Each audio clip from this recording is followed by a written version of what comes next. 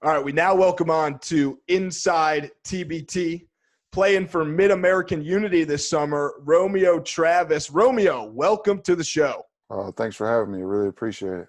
Of course, we really appreciate you coming on. No problem, man. Anytime that I can make some time for the TBT so we can get our team out there, I'm all for it. Absolutely. And I think that you're kind of saying the same thing that we're thinking. Mid-American Unity, it's not one of the headlining teams, and you'll agree with that, but you guys bring a lot to the table. Talk to us a little bit about your squad. For me personally, I think we got a really good squad. We have a team full of good players. You know, we don't have the huge names, but we have really good players. And more importantly, we look for really good guys, so we wanted to have guys that we could know that, if things were going bad during the game, nobody's going to start spazzing or cursing anybody out or anything like that. So, like, having that team chemistry and that bond was really, important when we were building this team. Between now and when things kick off on July 4th, is there anyone else that you're looking to add to the squad? We're looking to add 2 more guys. We're really looking for a tall, athletic center. So that's our biggest issue right now. I don't want to call it an issue. That's our want, because we don't really need anything, but that would really, I think that would put us in championship mode right there. I think you don't need to look any further than our guy right here, Andrew Zolden, for a tall, athletic center. Andrew, you're 5'11" on a good day, and you can stretch the floor. You might not be athletic, but you can stretch the floor, right? Romeo, if I'm spiking my hair up, I could probably get to about 6 feet if I can wear a pair of Timbs on the court. You think that'll be tall enough? Oh, man. Who are you going to guard? Who are you going to check? Guard the other team's coach. That's who you would guard. All right, then we could use you. We could use you for something. Romeo, who you guys got coaching this year? We got Mike Perini coaching along with Cameron Joyce, Coach Drew Joyce's son, and Coach Drew's brother. So we went with a younger staff, so hopefully guys can kind of relate to each other and understand each other a little bit better. And so that was the goal, was, we wanted to have guys around the same age with the same kind of respect factor, so we all know each other in one way or another. And that was our goal when putting together this team. I think one common theme between, we've had a chance to talk to the better part of the 24 teams in some way, shape, or form. I think that the main common theme that sticks out to me is that, yes, they're all super talented teams, and you guys have very talented guys, but they're all teams that are very cohesive, and that was part of the plan. Like you said, you don't want good players, you want good people. Do you think that there is some sort of advantage that comes with sacrificing a little bit of talent for the way of, making a better team? Yeah, we need good players first. That's not, you have to be good player first, and then, a good person also. We can't have, I don't care, you could be the greatest person in the world, but if you suck at basketball, you can't be on this team, unfortunately. So how are you going to have Andrew on the team? I say we're gonna get him a role somehow, some way. I don't know. I'm still trying to figure that out. He may be our special consultant or something like that. Just create a position for him somewhere. I don't know. I like it. I'm in. Coach position is someone's going to start being the special consultant. Just another way to make the staff a little bit bigger. Yeah, you can just they're going to finagle a way to just keep adding guys on the bench without calling them a coach. Exactly. We'll figure something out. Romeo, there's some speculation. Is Drew coming back this year? I don't know. We're in talks. It's like we're in contract negotiations right now. I don't know if his CBA allows him. I don't know. He's holding out. Yeah, man. He wants 97% of the win. No, we're trying to get him to play. He's coaching, and he has to go through the right channels before he can commit to playing one way or another. So he has to speak to his head coach and to the university and everything. So he has to take those proper steps before he can commit. So I can't say that before we even know if he's allowed to play, can he, so I was just with him literally an hour ago. So hopefully that was a good sign that he will play. Obviously you guys got a talking to you. you guys got a quick trip to to Columbus from Akron compared to, some of the teams coming from Florida and all that. So you got the luxury that if he's like a couple days before, I'm in, you're grabbing him and he's coming. I'll put him in the trunk. Come on, let's go. Only thing I got to convince his wife too, so it's going to be a little harder. But I'm pretty hopeful that he'll play. I think he's leaning towards playing more so than not. So we'll see. I just gotta stay on him and just and make sure that he's committed one way or another. Just if you're in, you're in. If you're out, you're out. Let's just let's find a different player. You yourself, you're a veteran of the TBT. This is not your first go around. Yeah. What are some? Go ahead. What are you saying? I'm a super vet. Yeah. What? Nice way of calling me old. What are some of the old? If you want us to call you old, then we no, you can. On this show. No, it's okay. You can reserve that for somebody else. I'm not. All right, fine. Well, I'm wondering, what are some of the things that you like about TBT from all the years you've gotten to play in it? Just for one, I like to be able to play at a high level in the summer.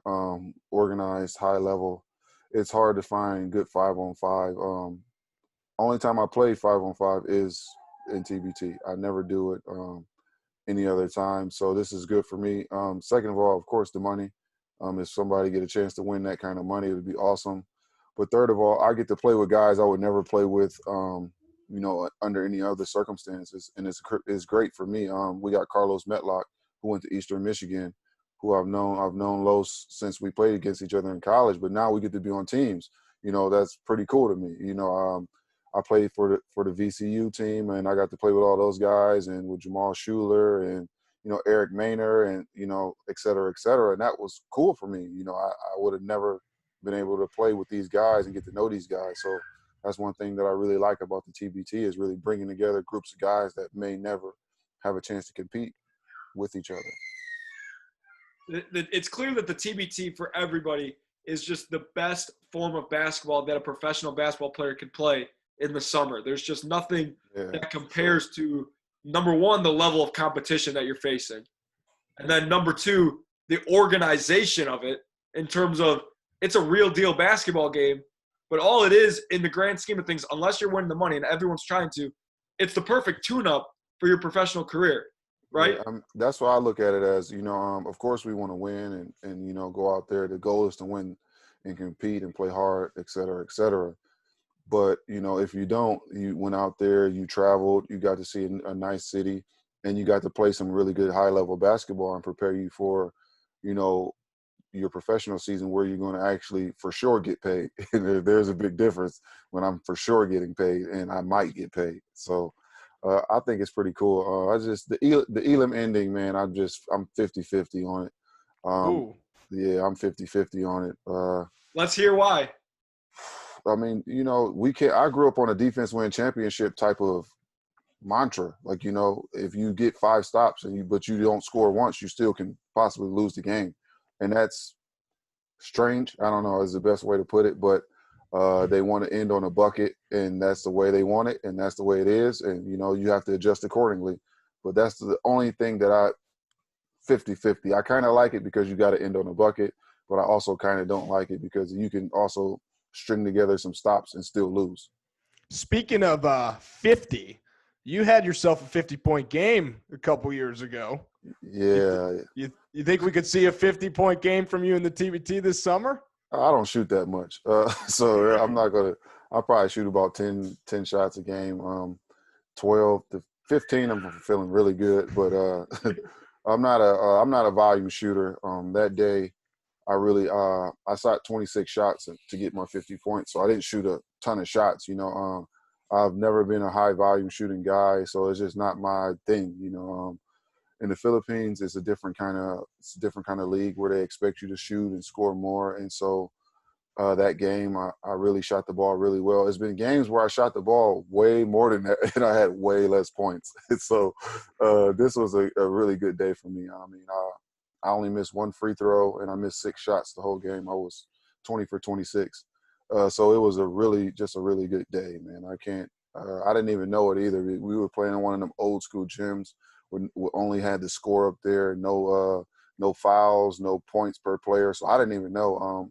the best thing for me was I didn't know because I just kept going and kept going. And if I would have known I had 40, I probably would have stopped shooting and tried to defer to my teammates and try to get other people involved. But luckily I didn't because I had it going that day. That's one way to look at it, because I think the majority of the world, if they saw they had 40, it would be like, all right, how am I going to get to 50? And then once you get to 50, it's how am I going to get to 60? So Yeah, for that. yeah, man. My guy Eric McCullum, man, he always yells at me. If I get to 20, I'm cool. You know, I'm good. Like, you know, let's get other people involved. Let me try to get the ball around. He like, no, get to 25, get to 30. You know, and so he's a professional scorer, and so he has that mindset. I don't really have that mindset, so it's different for me. We come from different playing backgrounds. You know, he always was a scorer. I was more so never a scorer. So it's weird. It was weird for me to transition from a role player to a scorer. Yeah, you mentioned the differences between, the Philippines and TBT, which I assume there's a lot of differences. But how do you think TBT compares to some of your overseas leagues that you've played in?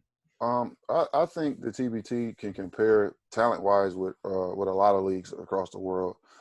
Coaching and structure with just a little bit of time, I think, is different because they don't have the time and the real structure to really put in some real schemes and some real defenses and some real offenses to combat a lot of the things team do. And we don't really get to scout either. So the talent though is unmatched.